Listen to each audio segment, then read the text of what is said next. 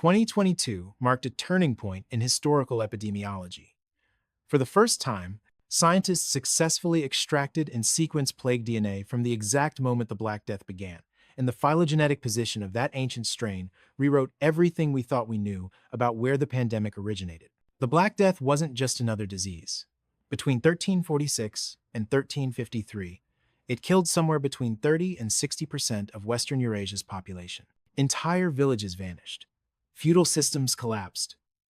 The genetic structure of surviving populations was fundamentally altered. But despite its massive imprint on history, the geographic origin remained a mystery. Medieval chronicles offered only vague clues. Gabriele de Mussi, a notary who documented the famous siege of Kaffa, said the plague came from the land of darkness, a term that could mean anywhere north of the known world. Arabic sources mention the land of the Uzbeks and devastation in Cathay, which we now call China. Everyone agreed the plague moved from east to west. But where exactly did east begin? By the 20th century, three major hypotheses had emerged. The China hypothesis became the dominant theory, popularized by historian William McNeill in his 1976 book, Plagues and Peoples. The logic seemed sound. Chinese dynastic records documented a massive epidemic in Hebei province in 1331 that reportedly killed 90% of the population in some areas. The Mongol Empire had unified the Eurasian landmass, creating what McNeill called a microbial common market. Pathogens could travel from endemic reservoirs in the Himalayas or Yunnan to dense population centers, then westward along the Silk Road. For decades, this was the textbook answer. The steppe hypothesis suggested the plague didn't travel thousands of miles, but rather woke up in local wild rodent populations of the Pontic-Caspian steppe, modern Russia and Ukraine. According to this model, the plague was already there, dormant in the Golden Horde territories, triggered by climate anomalies or population booms in rodents. The Central Asian hypothesis was the underdog. As early as 1890, Russian scholars had noticed something strange in the Semerekie region of modern Kazakhstan and Kyrgyzstan. Nestorian Christian cemeteries with tombstones explicitly mentioning pestilence. But without biological evidence linking carved stone to bacteria, this theory remained marginalized. The breakthrough began with archaeology, specifically excavations conducted between 1885 and 1892 in the Chui Valley of northern Kyrgyzstan. This region was a vital artery of the Silk Road, home to Christian communities under the Chagatai Khanate during the Pax Mongolica. Russian excavators uncovered two cemeteries, Karadzhigach and Barana. The graves contained artifacts that told the story of a cosmopolitan trading hub: Chinese silks, Golden Horde coins, pearls from the Indian Ocean, corals from the Mediterranean. But the real revelation was the tombstones themselves.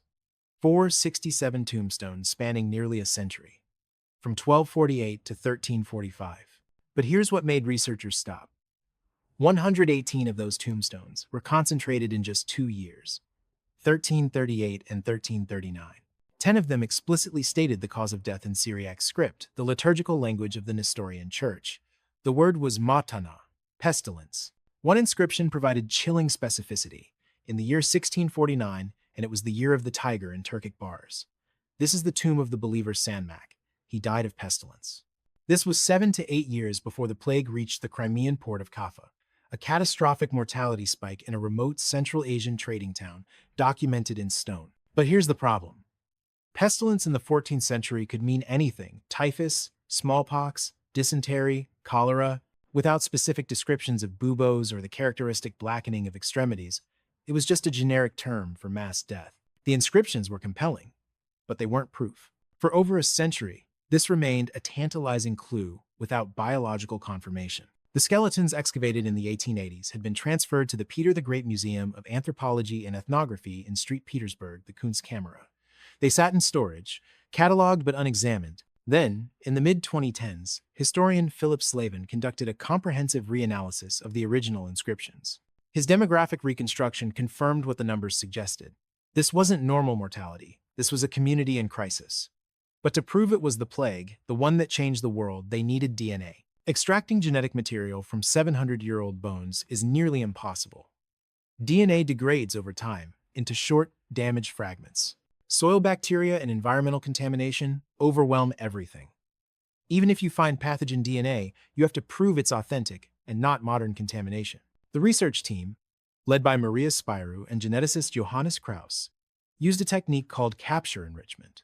Think of it like fishing with a highly specific net. They took samples from the pulp chambers of teeth, a skeletal niche that's vascularized and can preserve traces of blood-borne pathogens present at the time of death. The extracted DNA was then hybridized with RNA baits designed to match the modern Yersinia pestis genome.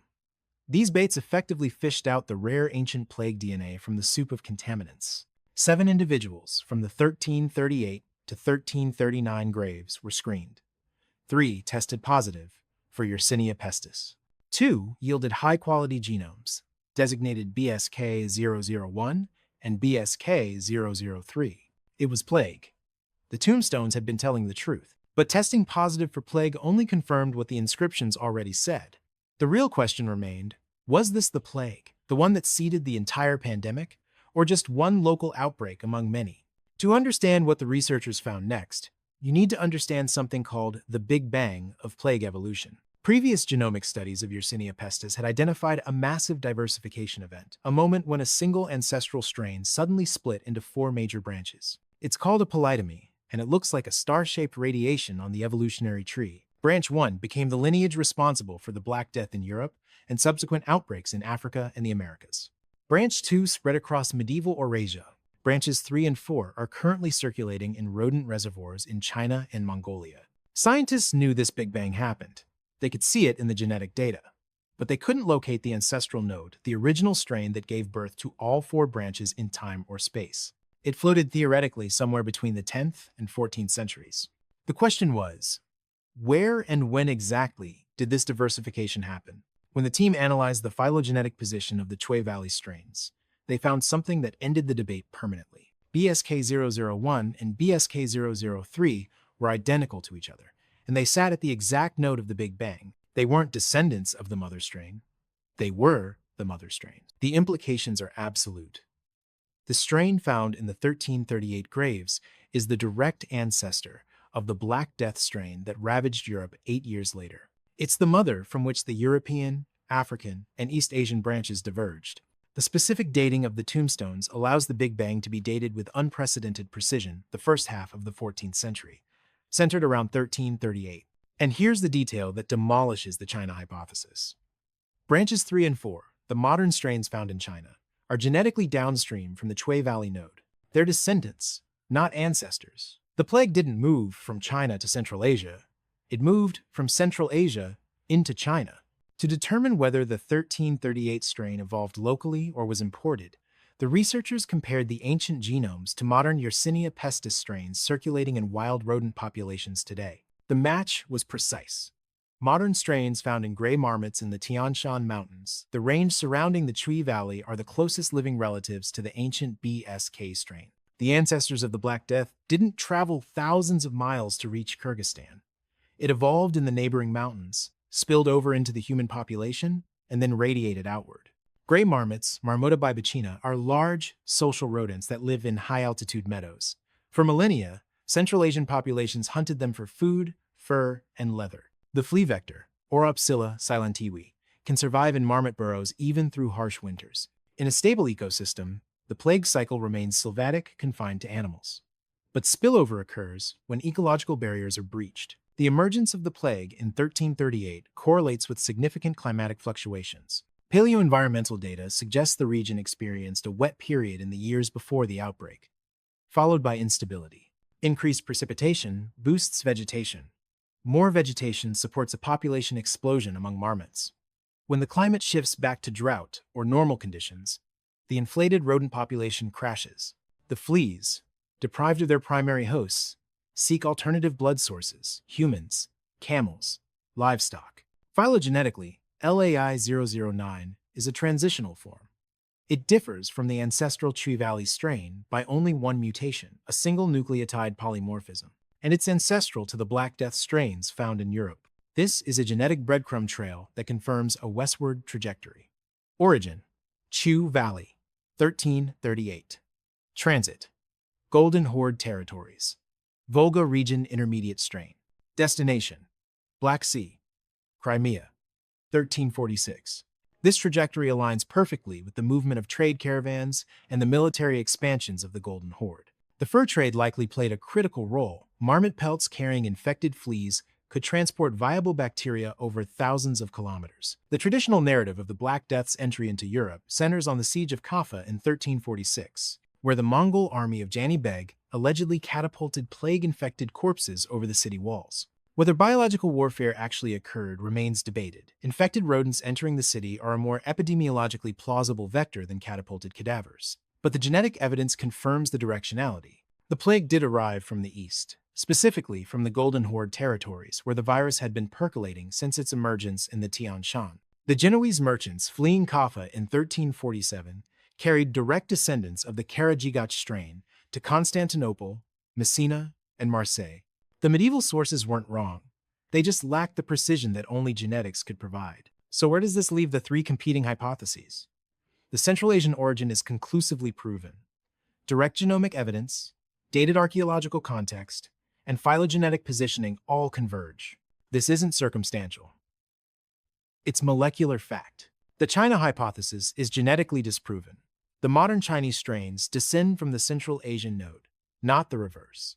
The 1331 epidemic in Hebei may have been a different disease, or if it was plague, it represents a secondary spread from the Central Asian hub rather than the primary source. Critically, there is zero archaeological DNA evidence from 14th century Chinese sites.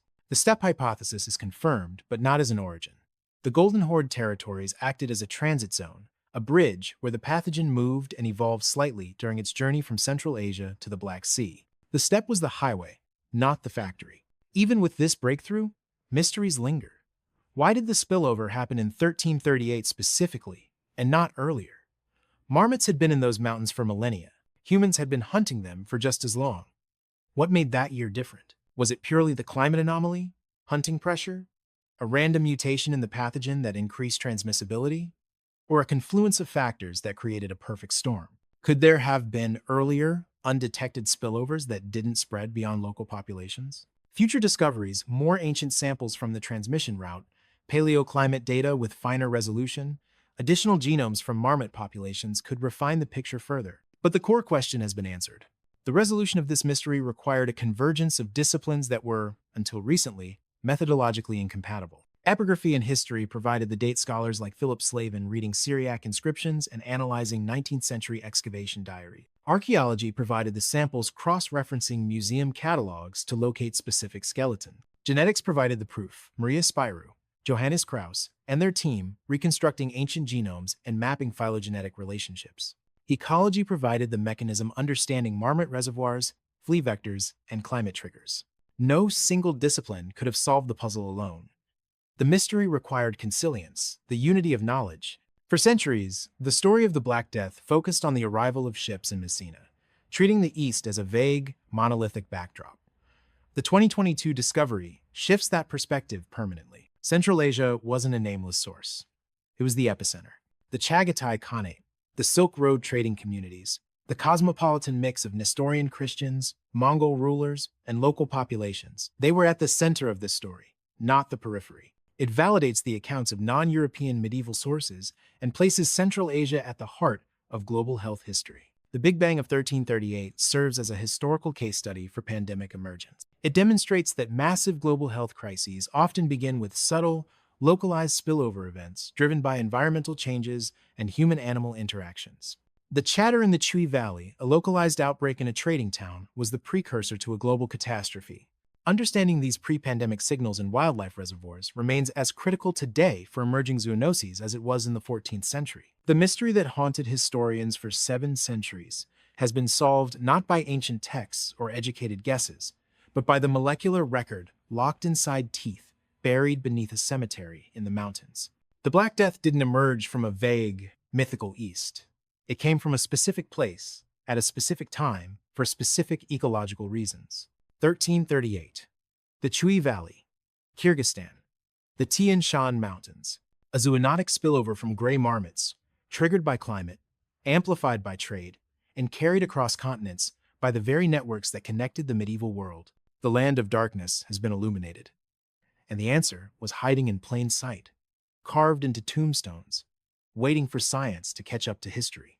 Here's my question for you. If you had to bet your reputation on where the Black Death originated, based only on historical records before DNA evidence, which hypothesis would you have chosen? China, the steppes, or Central Asia? Drop your answer in the comments and explain your reasoning. If you want to see how ancient DNA is rewriting other major historical mysteries, the next video breaks down the genetic evidence that's forcing us to completely rethink the peopling of the Americas, and it's way stranger than the plague story. Hit subscribe so you don't miss it.